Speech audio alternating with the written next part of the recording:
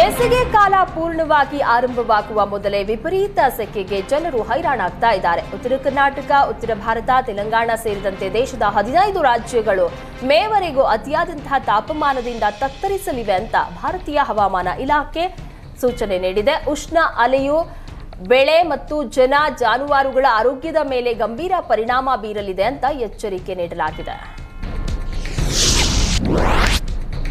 ಕಳಪೆ ವಾಯು ಗುಣಮಟ್ಟದಿಂದ ಉಸಿರುಗಟ್ಟಿಸ್ತಾ ಇರುವಂತಹ ದೆಹಲಿಯಲ್ಲಿ ಮಾಲಿನ್ಯ ತಗ್ಗಿಸಲು ಬಿಜೆಪಿ ಸರ್ಕಾರ ಮುಂದಾಗಿದೆ. ಮಾರ್ಚ್ 31ರಿಂದ 15 ವರ್ಷ ಹಳೆ ವಾಹನಗಳಿಗೆ ಇಂಧನ ನೀಡೋದಿಲ್ಲ ಅಂತ ಪರಿಸರ ಸಚಿವ ಮಜಿಂದರ್ ಸಿಂಗ್ ಸಿರ್ಸಾ ಹೇಳಿದ್ದಾರೆ. ಅಲ್ಲದೆ ಬಂಕ್ಗಳಲ್ಲಿ ಹಳೆ ವಾಹನ ಪತ್ತೆಗೆ ಉಪಕರಣ ಅಳವಡಿಸಲಾಗುತ್ತೆ.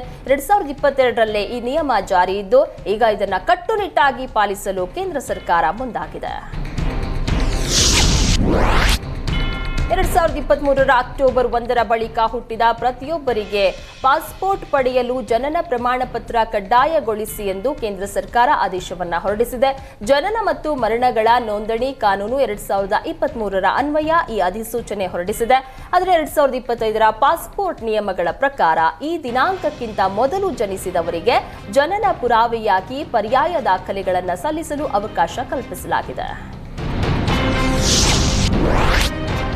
ಕರ್ನಾಟಕದ ಕೆಲ ಹೋಟೆಲ್ಗಳಲ್ಲಿ ಇಡ್ಲಿ ತಯಾರಿಕೆಗೆ ಪ್ಲಾಸ್ಟಿಕ್ ಹಾಳೆಗಳನ್ನು ಬಳಸಲಾಗುತ್ತೆ ಎಂಬ ವಿಚಾರವನ್ನ ಕೇಂದ್ರ ಗಂಭೀರವಾಗಿ ಪರಿಗಣಿಸಿದೆ.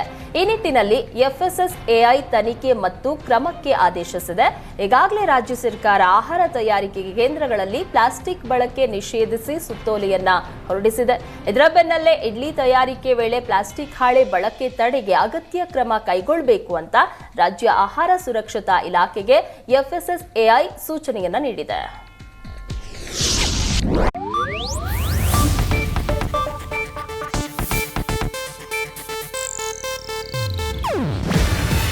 ಇದು ಏಷ್ಯಾನೆಟ್ ನ್ಯೂಸ್ ನೆಟ್ವರ್ಕ್ ಪ್ರಸ್ತುತಿ. ನೀವು ನೋಡ್ತಿದ್ದೀರಾ ಏಷ್ಯಾನೆಟ್ ಸುವರ್ಣ ನ್ಯೂಸ್.